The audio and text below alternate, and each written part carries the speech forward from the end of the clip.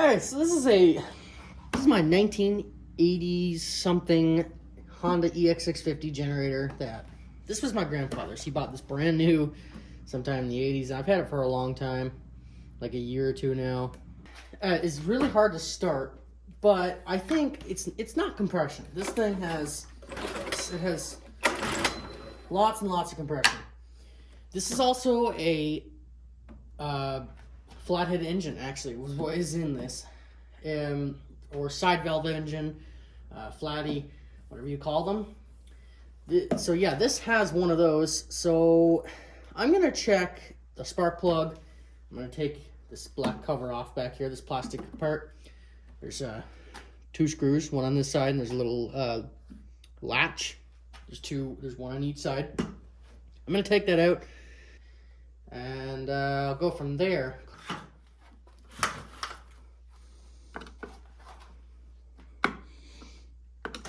So you just want to do this screw here. It holds it in place. They're a little bit old and crusty. There he goes. The last thing I want to do is strip those out. Okay, there's one. And see, look, it's just a little latch. That's all it is. Simple. Just keeps it all together, that's all it is. So, ooh, we're still holding on over here. There we go. There you go. There's the maintenance cover, or whatever you want to call it. See why these things are so quiet. Look at all that insulation and all that down there around the exhaust. It's amazing. Let's see what I got here now for spark plug wrench, or sockets, I mean. I don't know if any of these are going to fit. That one don't. He's too small. What about this guy? He's too big, I think. Oh yeah. Alright. So everyone too big, everyone too small. Let me find the chainsaw wrench. Alright. This thing. Comes with chainsaws. Not sure what the name of the technical term is for, but I don't know. That wasn't very tight. It's the first time I've ever seen this. This is the first time you guys are getting to see it as well. Alright. Well, it's definitely used. Here's what we got.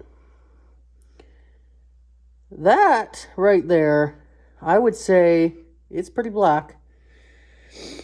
I would say that's probably running a bit rich, actually. By the looks of it. That's black. But this is also a very old plug. The electrode is also worn down quite a bit. Alright. Let's put the compression tester in there, see if it'll fit in there. Hopefully it does. Where's it to? It's over here. I don't know. Alright, alright guys, this compression tester, I think it's going to thread in, but I think it's going to bottom out. Let's see, because that spark plug is, I mean, doesn't have many threads on it. Yeah. See what's going on here? It's not screwed in all the way. I don't know if you can see that or not. It's just bottomed out. I don't think it would give me a very good compression test. Probably be low, if anything. This is going to leak because there's a rubber gasket, but anyway. Well, that's no good. Let's see if we can start this thing by spraying a bit of brake clean, like first try into the cylinder. Then that'll tell me everything I need to know, because that'll tell me if this thing is actually low on compression or what the heck's going on with it. That should tell me. Oh, you know what? Let's clean this spark plug off first.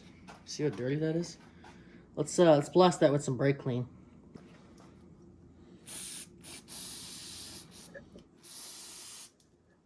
Nope. I don't have a straw. It's not very powerful, but it is cleaning up some.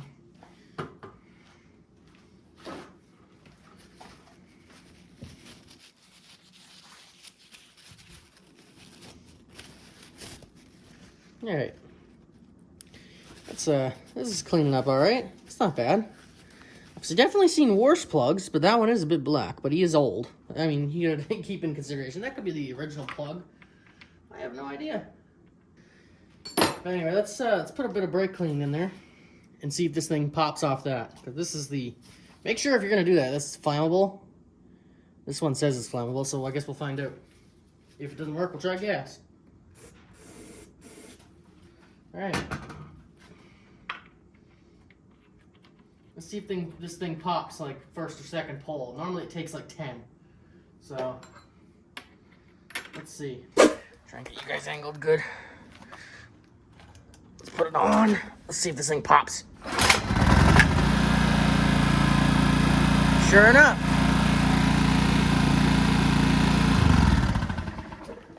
All right. Well, sure enough, that thing went first pull. And this engine is cold, like dead cold. Oh. So that's telling me we have a fuel issue. Okay, guys, I'm actually wrong here. In the video, I said that the engine's getting too much fuel. It's actually the complete opposite of that. The engine isn't getting enough fuel, and it's not the carb's problem. Allow me to explain. Here's an extremely simple diagram on how a choke works on a carburetor. So the top one, labeled air, is your choke. It decides how much air can go in and mix with your fuel mixture. Now here's a diagram that's a little bit more complicated.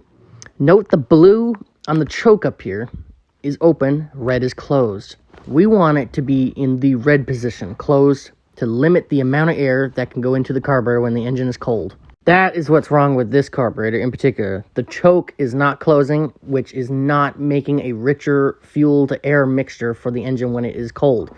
That's why it takes so many times, so many pulls on the rope to start the engine. With this all explained now, let's head back to the video. See if it's working. Let's pop that filter off.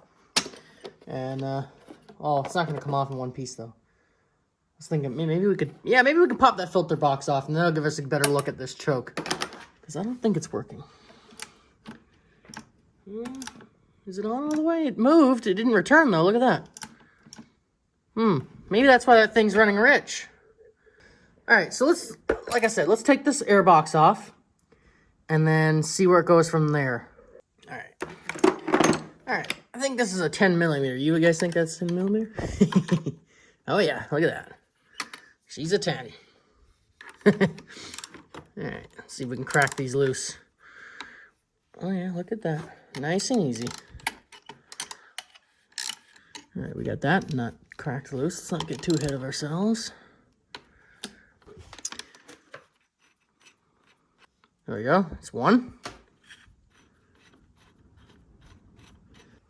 All right, let's. I'm gonna put those nuts back on there so I don't lose them. There's a pro tip for you guys. Don't want to lose nuts. Just screw them back on to whatever you're trying to mess with, because I'm not gonna have to take that carburetor off of there. I don't think so. Yeah, just screw them back on there. All right, we have a great look of this choke cable now. This is the choke cable right here. So if we turn the generator, so this is the off position. So that's fully in the off. Yeah, that's off. You can see it's open. This is the on position, so no choke. There's choke. Now we're going to turn it back to on. Ah, look at that. All right, I tell you what. You can see this thing is not returning. It kind of is. I mean, it's sticky, though. It's not wanting to. All right, I've been looking at this choke for a while, scratching my head. So I took it off. We've took it off. It was routed like that, which it works. It goes on. You can see the butterfly's closed. When you take it off, it doesn't come back. Oh, it came back on its own that time. Hang on. Maybe just using it is gonna help it out. Ah, it's getting better the more we use it. Huh, look at that. I think that cable's sticky. Seems that way, because there's a spring here that wants to bring it back. And, well, this spring here, I'm not sure what that's for. Maybe just to help it along. You can see it wants to come back on its own. So, let me throw a little bit of oil on that cable and see if we can't move it, you know, in and out of there. Because it might just be sticky right here in the end, because it's all metal and it's probably corroded. So let me just grab a little bit of of 3-in-1 oil or something. See what I got here. All right. I got some motor oil here because I don't have anything on me right now. I would normally use like a penetrating oil would be all right, but there's a little bit of motor oil in this bottle cap, and I'm going to lay there on the table. I'm just gonna take a little dab of it on my finger and just put it on the cable right there. So let me do that right quick. Just put a little bit there. Not afraid to get our hands dirty here.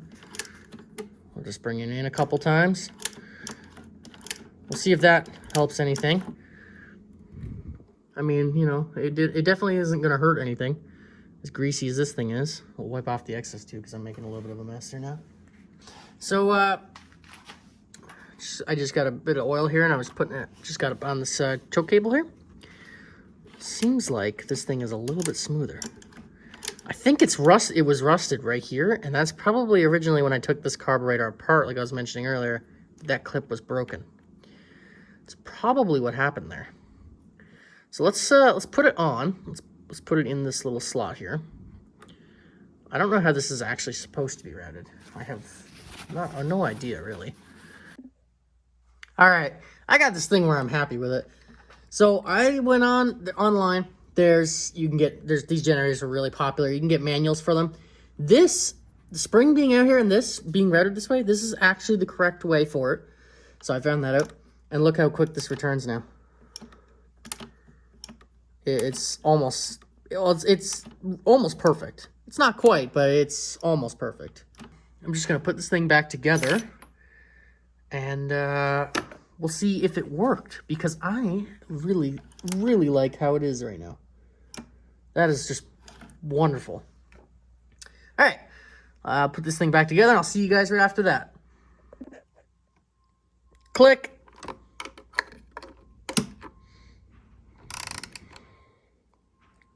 Click. Torch back right there. All right, with the choke fix, let's see if this thing can fire up with, like, I don't know, I'll give it 4 pulls. Let's see what happens.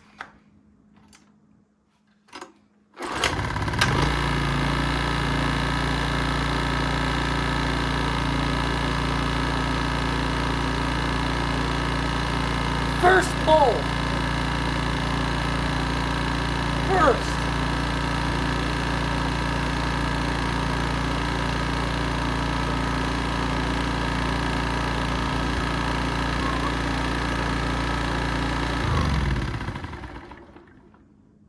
That was awesome. Well, now we gotta try it under load to make sure it's okay. What better thing to use? Well, one of the best things I got here is this drywall screw gun. This draws 6 amps, and that thing should be good for it, but this will definitely put a little bit of a load on it. Let's see how it handles it. Let's see if it just wants to fall on its face now that the choke is open, because it could be starving for fuel now.